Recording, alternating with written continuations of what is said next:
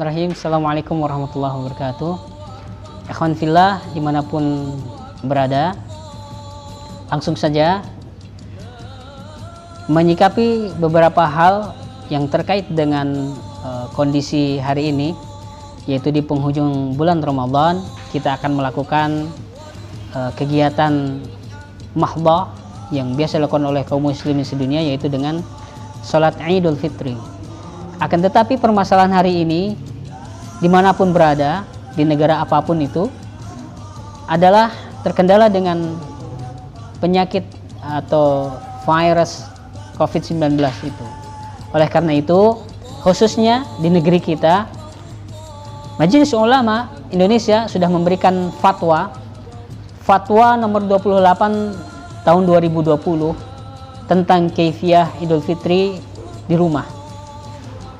Luar biasa, artinya bahwa Majelis Ulama kita sudah memberikan tata cara yang luar biasa agar bisa dilakukan di rumah masing-masing tanpa mengurangi nilai pahala yang bisa kita peroleh.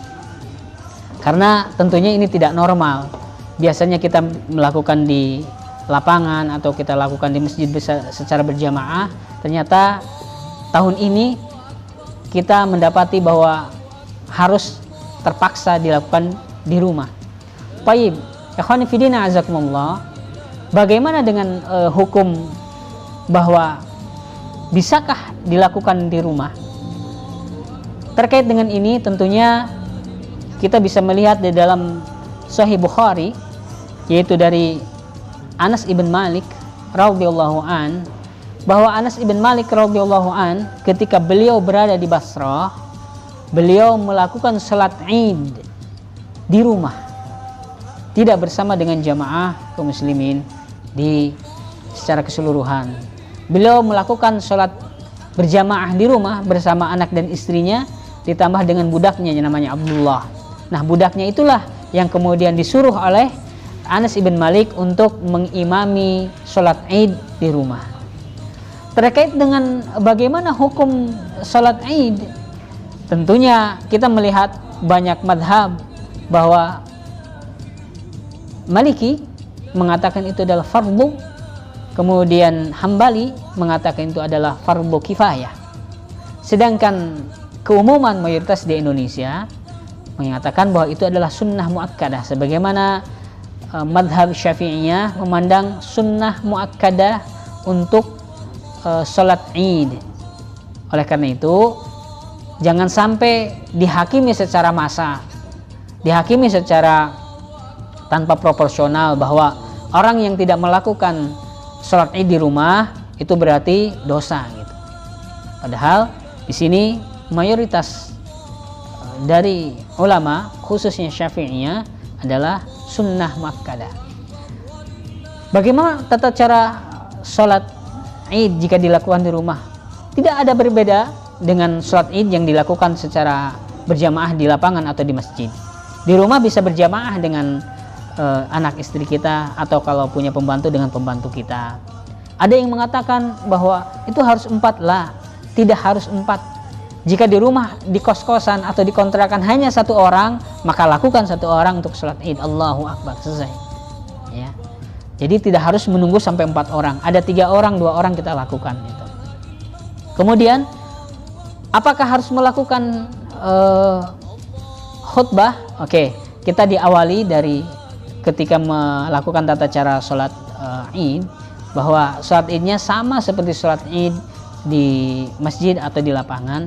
Yang kita lakukan pertama tadi meniatkan untuk sholat Id, ya. Yang kedua, melakukan takbir sebagaimana biasa, takbiratul ihram, kemudian melakukan takbir berikutnya. Di sini ada perbedaan para ulama. Takbiratul ihram itu termasuk takbir yang tambahan itu atau tidak? Tetapi dari pendapat ikhtilaf para ulama itu, yang saya yakini dan yang masyhur bahwa takbiratul ihram itu terpisah dengan takbir 7 kali itu. Jadi takbiratul ihram kemudian baru takbir 7 kali itu. Nah, di sela-sela takbir itu apakah perlu membaca doa? Itu pun ikhtilaf para ulama. Ada yang mengatakan boleh kita membaca di sela-sela takbir itu dengan bacaan yang sebagaimana kita ketahui, dengan bacaan tasbih, tahmid, tahlil, takbir gitu ya. Atau ada yang mengatakan pendapat bahwa tidak ada nas, tidak ada dalil yang menunjukkan bahwa di sela-sela takbir itu harus diisi dengan doa selain doa-doa yang diajarkan Rasulullah. Artinya tidak ada nas yang diajarkan Rasulullah di sela-sela takbir. Sehingga ada dua, nanti antum jangan sampai salah paham atau salah persepsi ketika ada orang dia melakukan takbir tanpa membaca apa-apa. Baik, memang tidak ada nasnya.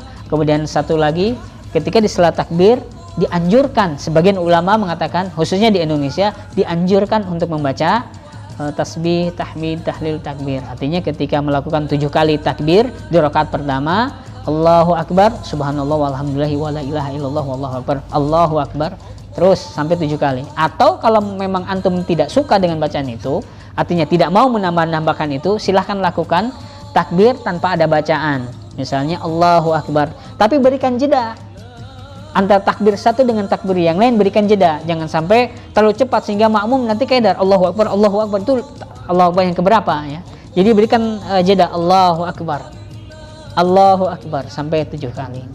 Kemudian setelah takbir membaca surat Al-Fatihah, kemudian tambahan surat-surat pendek. Apa yang paling bagus yang diajarkan oleh Rasulullah di rakaat pertama itu adalah surah Al-A'la. Sabbihisma rabbikal a'la alladzi khalaqa fasawwa, dan seterusnya. Lakukan itu. Gimana kalau tidak hafal? Baik, Indonesia terserah. Yang mana saja, ya. Kemudian untuk rakaat kedua sama. Rakaat kedua takbir dulu, namanya takbir intikal. Takbir intikal itu takbir perpindahan. Ya. Takbir perpindahan itu sepakat para ulama tidak termasuk takbir yang tambahan 5. Ya. Jadi takbir intikal dari sujud kemudian ke rakaat kedua, Allahu Akbar, itu namanya takbir intikal. Itu tidak termasuk takbir yang 5. Itu sepakat para ulama. Kemudian sama, lakukan 5 kali takbir. Sama, kalau antum mau maka pakai dengan doa, kalau tidak mau antum kasih jeda. Kemudian surah Al-Fatihah, kemudian surah pendek. Surah pendek apa yang paling bagus yang diajarkan Rasulullah? Boleh dengan surah Al-Qamar. Al-Qamar lebih panjang, atau mungkin yang lebih pendek lagi, surah Al-Ghasyiyah. Hal ataka haditsul ghasyiyah wujuhun yawma idzin khashi'ah 'amilatun nasibah tasla naran hamiyah tusqa min 'ainin aniyah, dan seterusnya sampai akhir. Kalau tidak hafal terserah, silakan mau kulhu atau mau yang paling misalnya suka misalnya At-Takwir lebih panjang misalnya, atau An-Nas, Al-Falaq, silakan. Jadi terserah.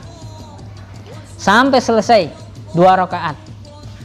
Bagaimana setelah 2 rakaat? Apakah perlu khutbah? Anas ibn Malik tidak melakukan khutbah. Jadi setelah selesai sholat, beliau tidak melakukan khutbah. Bagaimana kalau khutbah? Thayyib, la ba'sa bih. Silahkan kalau setelah sholat lakukan khutbah, naik khutbah. Nah, pemimpin keluarganya langsung naik khutbah. Oke, saya khutbah ya. Tolong dengarkan semua ya, anggota keluarga yang saya hormati dan saya cintai. Langsung dia naik. Lakukan syaratnya seperti syarat khatib ketika hari Jumat. Ya. Ada tahmid, kemudian sholawat, ada pesan takwa, kemudian ada bacaan Al-Quran yang dibaca, dan juga ada doa. Nanti turun khutbah yang kedua sama, ada tahmid, ada sholawat, ada pesan takwa, ada baca Al-Quran yang dibaca, kemudian ada doa. Jadi 5 syarat itu ada pada khutbah itu, baik yang khutbah pertama maupun khutbah kedua. Dan itu bisa pendek, artinya 5 menit boleh disampaikan. Tapi jangan sampai syarat semua disebutkan, habis itu turun lagi, naik, kemudian syarat disebutkan langsung turun. Itu nggak usah khutbah kalau begitu ya. Jadi khutbahnya lakukan dengan itu. Baik, terakhir, apa sunnah yang bisa dilakukan sebelum sholat? Nah, sama seperti sebelum kita masuk ke masjid atau ke lapangan untuk sholat berjamaah dalam sholat Idul Fitri. Setelah sholat fajar, ya ingat, setelah sholat fajar antum disunnahkan untuk mandi seperti mandi wajib. Tapi kan saya tidak junub, nggak usah, nih nggak mau ente junub. Sholat wajib, sholat wajib apa? Mandi wajib, seperti mandi wajib. Tapi setelah sholat fajar, jangan setelah sholat fajar, karena sunnahnya setelah sholat fajar. Setelah mandi, antum berbuka, antum makan kurma, makan kurmanya witer, jumlahnya ganjil, 1, 3, 5, 7, 9, 11, ada yang 33, itu kayaknya lapar banget gitu ya.